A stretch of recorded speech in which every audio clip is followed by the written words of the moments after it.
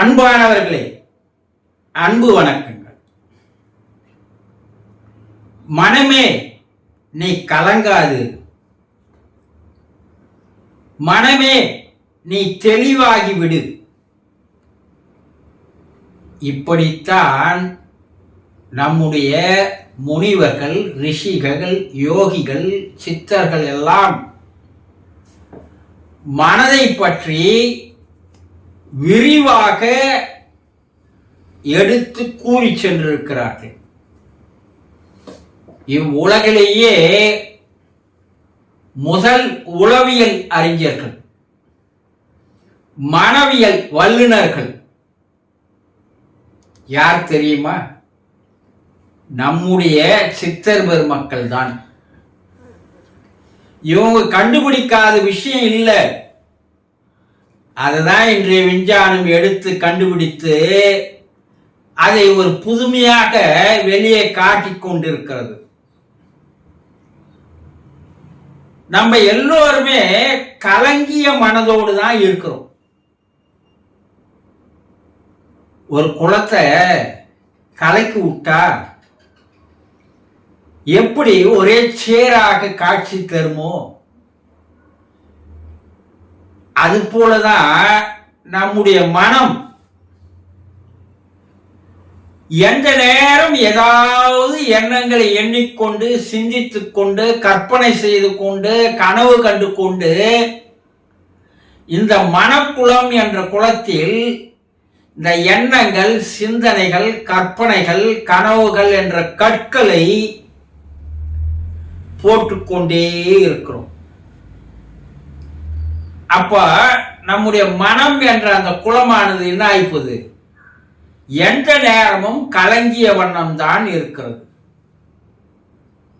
அதுதான் சித்தர்கள் மனமே நீ கலங்காதே என்று கூறினார்கள். ஒரே ஒரு வார்த்தையில எவ்வளவு பெரிய விஷயத்தை அடங்கி இருக்காங்க பாருங்க. எப்போ நீங்க இந்த கலங்கிய நிலையில் இருக்கின்ற இந்த மனதை தெளிவாக்குகிறீர்களோ, தெளிய செய்கிறீர்களோ, அப்பதான் உங்களுக்குள்ள இருக்கின்ற அற்புதங்கள், அதிசயங்கள், ஆற்றல்கள், திறமைகள், ஆளுமை திறன்கள் எல்லாம் வெளியே வர ஆரம்பிக்கும். ஒரு கலங்காத அந்த குளத்தில் நாம் பார்க்கும்போது அதன் அடியில் இருக்கின்ற எல்லாம் எப்படி தெளிவாக தெரிகிறதோ, அதுபோல இந்த கலங்காத நிலையில் மனதை தெளிவாக்கினால் இறைவன் உங்களுக்கு குத்தமிச்சிருக்கிற பொக்கிஷங்கள், புதையல்கள் எல்லாம் உங்களுக்கு தெரிய ஆரம்பிக்கும். என்னால எதுவுமே செய்ய முடியலையே, என்னால எதையுமே சாதிக்க முடியலையே, என்னால தொழில வெற்றி பெற முடியலையே, என்னால படிப்புல முன்ன வர முடியலையே, இப்படி ஏதோ ஒரு குறையை சொல்லிக்கொண்டே இருக்கீங்க இல்லையா? என் வாழ்க்கையே சரியில்லைப்பா, நான் என்ன செய்யறதுன்னு தெரியல, தொழில மேல மேல நஷ்டம்பா, எதை எடுத்தாலும் தோல்வியே முடியுதுப்பா சொல்றீங்கல்ல? இவன் எல்லாவற்றிற்கும் காரணம் தெளிவில்லாமல் கலங்கிய நிலையில் இருக்கின்ற உங்களுடைய மனம்தான். ஆனால்தான் நம்ம சித்தர் அருமையான ஒரு பாடலை பாடி சென்றார்கள். அற்புதமான பாடல். மனமது செம்மையானால் மந்திரங்களை ஜபிக்க வேண்டாம், மனமது செம்மையானால் வாயுவை உயர்த்த வேண்டாம்,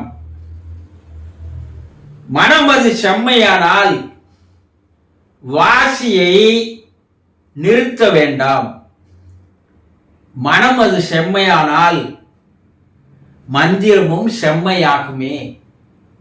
4 வரி. இந்த கலங்கிய நிலையில் இருக்கின்ற மனதை தெளிவாக்குவதற்காக நமக்கு பல்வேறு பயிற்சிகளை, முறைகளை, கலைகளை சித்தர்கள் தந்து சென்றிருக்கிறார்கள். எல்லாத்துக்கும் ஃபார்முலா இருக்கு, எல்லாத்துக்கும் ஒரு தீர்வு இருக்கு, எல்லாத்துக்கும் ஒரு வழி இருக்கு, எல்லாத்துக்கும் ஒரு பயிற்சி இருக்கு. இப்படியெல்லாம் ஆராய்ச்சி செய்து இவ்வுலகில் எந்த விஞ்ஞானிகளும் ஆராய்ச்சி செய்திருக்க மாட்டான். ஒரு மனிதன் வாழ்வில் உயர்வதற்கும் தாழ்வதற்கும் காரணம் அவனுடைய மனமே. இதுல வேற யாருக்கும் சம்பந்தமே இல்லை என்பதை தெளிவுபட எடுத்து கூறியவர்கள் நம்முடைய யோகிகள், முனிவர்கள், ரிஷிகள், சித்தர்கள். எப்பா, நீ நல்லா இருக்கிறதுக்கும் காரணம் உன் மனம்தான், நீ கெட்டு போனதுக்கு காரணமும் உன் மனம்தான். நீ உடனே பழியை தூக்கி கடவுள் மேல போடாத. அவனை நல்லா வச்சிருக்கிறான், என்ன கஷ்டப்பட வைக்கிறான். கடவுளுக்கு கண்ணு இல்லையா, காது இல்லையா, மூக்கு இல்லையா, என்ன சொல்றீங்க? அப்போ நீங்க தான் அது காரணம், வேற யாரும் காரணம் அல்ல. ஏன்னா உங்களுடைய உயர்வுக்கு உறுதுணையாக இருந்தது உங்களுடைய மனம், உங்களுடைய தாழ்வுக்கு உறுதுணையாக இருந்ததும் உங்களுடைய மனம். இப்போ மனதை வைத்துக் கொண்டு நீங்கள் உயரவும் முடியும், தாழ்ந்த நிலையில் இருக்கின்ற நீங்கள் மேலும் உயர முடியும் என்பதை தெளிவாக எப்போது தெரிந்து கொள்கிறீர்களோ, அதனால்தான் மனம் கலங்கிய மனத்தை தெளிவடைய செய்வதற்காக, செம்மையாக்குவதற்காக மூச்சு பயிற்சி என்ற ஒன்றை தந்தார்கள். பிராணயாமம், சுவாச கலை என்று சொல்லுவாங்க. இது ஒரு பயிற்சி.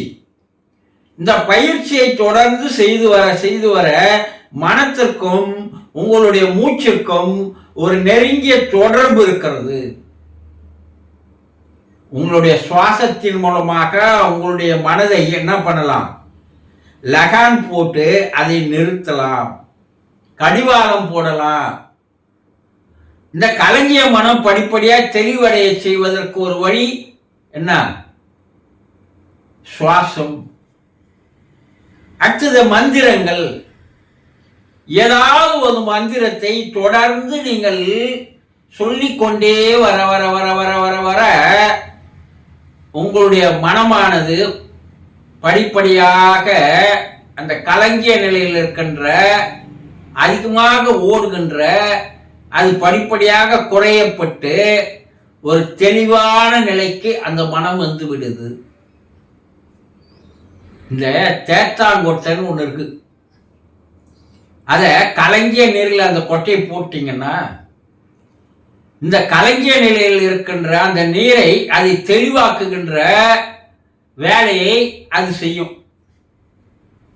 பளிங்கு போல ஆயிடும் நீர். அது போல இந்த மந்திரங்கள், இந்த பிராணாயாம பயிற்சி, இவையெல்லாம் உங்க மனம் செம்மையாகிறதுக்கு தானே தவிர நான் இத்தனை கோடி மந்திரம் சொன்னேன் அதனால பயன் இல்லை. உங்க மனம் வந்து செம்மையாச்சா, மனம் அடங்கிச்சா, மனம் வேலை செய்யாத இருக்குதா? ஒரு சிலர் என்ன சொல்லுவா, மந்திரம் பாட்டுக்கு சொல்லின்னு இருப்பான், மனம் பாட்டுக்கு ஓடிக்கினே இருக்கும். இதை தான் இப்போ செய்கிறீங்க எல்லாரும்.